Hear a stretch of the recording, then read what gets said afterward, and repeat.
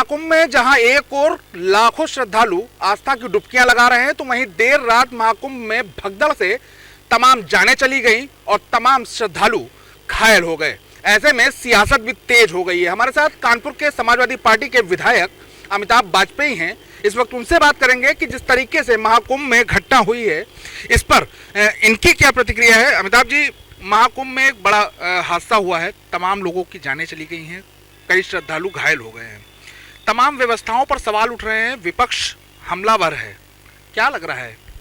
एक घटना तो दुर्भाग्यपूर्ण है और कोई नहीं चाहता कि ऐसी घटना हो जिसमें कई लोगों की जान जाए, इतने लोग घायल हों, लोग बिछुड़ जाए।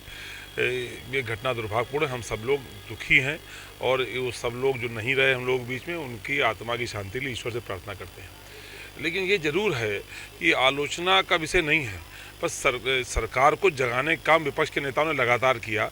जो अनुभवी नेता हैं, जो हमारी पार्टी के राष्ट्रीय अध्यक्ष है, अन्य दलों के नेता हैं, उन्होंने लगातार सरकार को चेताया कि अहंकार मत करिए। एक तो ईश्वर का काम करो तो ईश्वर के सहारे रहकर करो ना। आप अपने को ईश्वर मानने लगे हैं, आपका अहंकार बढ़ गया है। आपने विपक्ष की आलोचना को आलोचना समझ लिया, जबकि उसको सुझाव मान लेते। विपक्ष यदि कुछ कह रहा सुझाव मान के ठीक करने की कोशिश करते तो शायद बेहतर होता। विपक्ष का जो कर्तव्य है कि सरकार को चेताना, सरकार को जगाना। जनता से फीडबैक हमारे पास भी आता है, विपक्ष के पास भी आता है, सत्ता के पास भी आता है। कभी सत्ता के अधिकारियों से आता है, हमारे पास पब्लिक से आता है। पब्लिक से आए हुए फीडबैक को हमारे नेता ने अच्छे शब्दों में उन तक पहुंचाया। शायद उन्होंने उसको आलोचना मान लिया। अगर सुझाव माना होता तो शायद इतनी बड़ी घटना नहीं होती। ऐसी घटना जिसको कोई नहीं चाहता था और ईश्वर न करे फिर कभी हो, पर इस घटना से सबक लेना चाहिए। सरकार को विपक्ष के द्वारा उठाए गए मुद्दों को बारीकी से देखना चाहिए, इन सुझावों को मान करके बेहतर प्रबंधन करना चाहिए था। आज हम सब लोग इस घटना से बहुत दुखी हैं। क्या लग रहा है, अभी तक आंकड़े साफ नहीं हो पाए हैं कि कितने लोगों की मौत हुई है, कितने लोग घायल हो गए हैं। सरकार की ओर से भी कोई आंकड़े जारी नहीं हुए। क्या लग रहा है आप लोग के हिसाब से, क्या घटना में क्या नुकसान हुआ? देखिए, हम लोग तो वो वीडियो देख रहे हैं, सोशल मीडिया पे आ रहे हैं, जो आप समाचार चैनलों के माध्यम से आ रहे हैं। तो घटना तो बड़ी है, अब कितनी है इस पर कोई आंकड़ा ना आना ही संदिग्ध प्रतीत होता है। आंकड़ा तो आना चाहिए था। जो आंकड़ा था, आंकड़ा तो अस्पतालों में हुआ होगा, लोग मिले होंगे।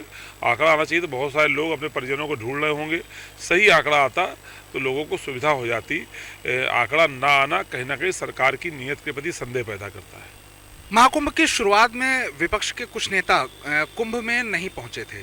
उसके बाद सरकार ने तमाम तंज कसे थे कि महाकुंभ में आस्था की डुबकी लगाने के लिए तमाम विपक्ष के लोग नहीं पहुंचे, और अब ऐसा हादसा हो गया। कहाँ तक क्या जोड़ रहे हैं?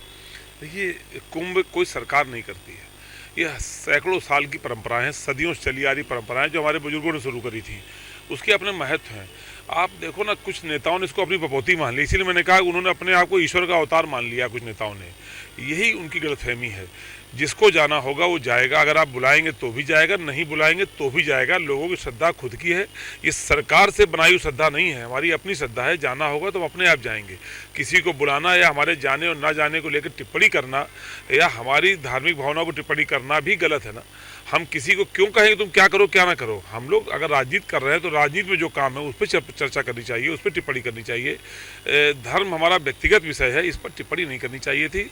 और कहीं ना कहीं लगता है कि यही अहंकार जो है बुरा है, और उसी की वजह से ईश्वर भी नाराज होता है जब कोई व्यक्ति अहंकार करने लगता है। सरकार ने तमाम दावे किए थे कि महाकुंभ के लिए तमाम तैयारियां हो गई हैं, युद्ध स्तर पर तैयारियां की गई, लेकिन इस हादसे ने कई सवाल खड़े कर दिए। तो ये संख्या भी बड़ी है, श्रद्धालुओं आने की व्यवस्थाएं फेल हो गई, क्योंकि व्यवस्थाओं के करने से ज़्यादा उसके दावे बड़े बड़े किए गए। अखबारों हमने डबल पेज के विज्ञापन देखे, सब पर बड़े बड़े नेताओं की फ़ोटो देखी, दावे ज़्यादा बड़े हैं। इतने बड़े दावे नहीं करने चाहिए थे। जिस आयोजन में बगैर बुलाए करोड़ों लोग पहुंचते हैं, वहां बुलाना और बुला कर व्यवस्था न कर पाना सरकार की भारी चूक है। अभी भी समय है, चूँकि कुंभ अभी लंबा चलने वाला है, अभी ख़त्म नहीं हो रहा, अभी 26 फरवरी तक है, पूरा लगभग महीना है।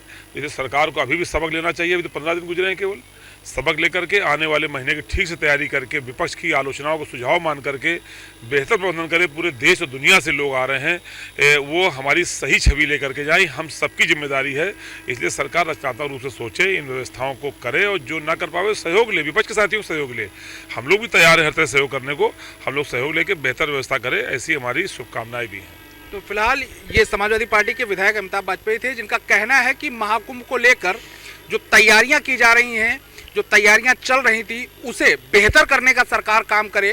दावे करने से इस तरीके की व्यवस्थाएं नहीं हो पाती हैं और फिर ऐसी ही चूक होती है।